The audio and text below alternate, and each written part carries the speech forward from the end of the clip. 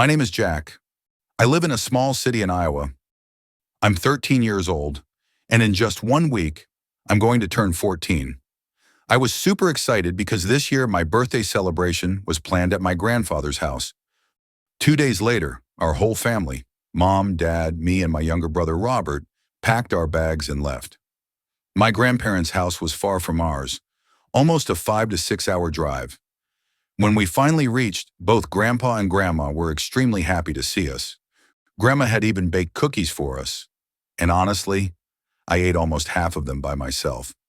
We were tired from the long journey. So after dinner, we all went to sleep early. Next morning, Robert and I finished our breakfast and went to play. While running around the hallway, we noticed something strange. There was a door behind a big painting. The painting had been hanging in such a way that it completely covered the door, like someone intentionally wanted to hide it. Maybe it had slipped down a little, because now the door was visible.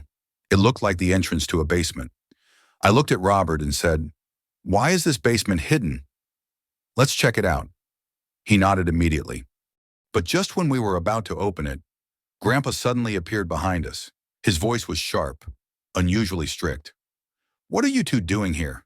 Don't you ever go inside this basement ever?" Grandma also came and scolded us.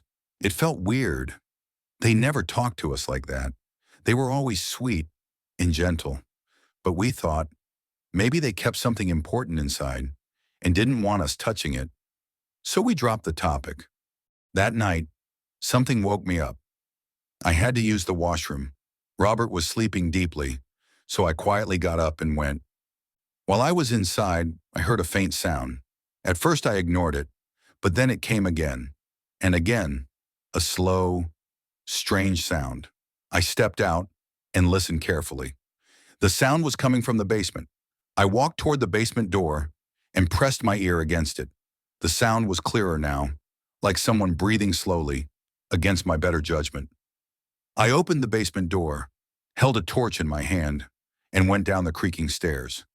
The basement looked like it hadn't been touched for years, dust everywhere, old smell, and a strange coldness. The sound was coming from an old cupboard against the wall. I slowly opened it. It was empty, except for one old book, covered in years of dust when I picked it up. A sudden chill ran down my spine. I ignored the feeling, closed the cupboard, and quietly went back to my room. In the morning, I showed the book to Robert and told him, "Don't tell anyone about this." He agreed. We opened the book together, but every page was blank, completely empty. We thought it was useless, so we placed it on the table and went downstairs for breakfast. In the afternoon, while we were playing outside, I accidentally looked toward the window of our upstairs room. My heart skipped a beat.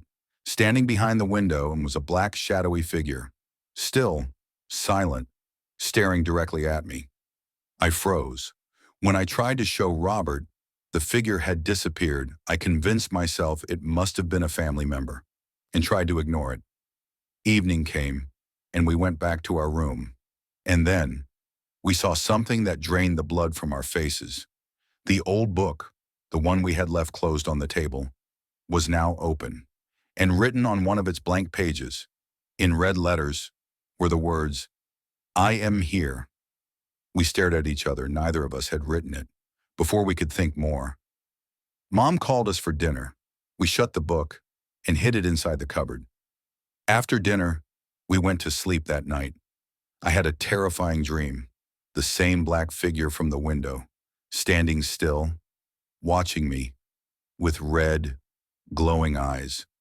I woke up sweating. In the morning, I told Robert about it. He felt weird hearing it, but we both tried to forget it. Around noon, I was reading comics when I felt something unnatural, as if someone was watching me. My eyes scanned the room. Nothing. But when I turned toward the window, there it was. The same black figure, closer, clearer, eyes glowing red, and then the figure suddenly shattered the window glass. I gasped and fell backward in fear. The figure started moving toward me. Slow, silent, I squeezed my eyes shut. When I opened them again, the figure was gone. The window was perfectly fine, not even a crack.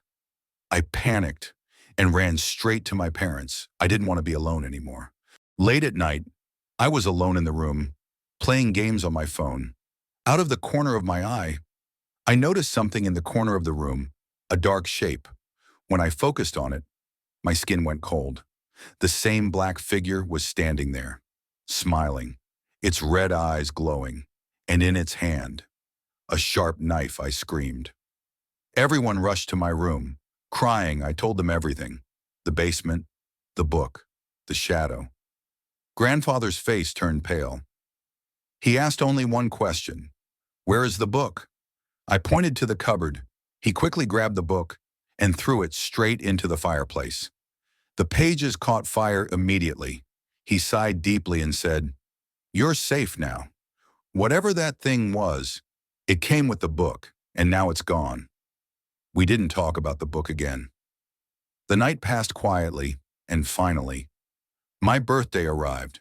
The house was decorated, relatives came, everyone gave me gifts. After cutting the cake, I started opening the presents one by one.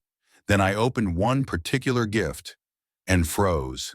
Inside the box was the same old book, and on the cover, written in the same red letters, "I am here."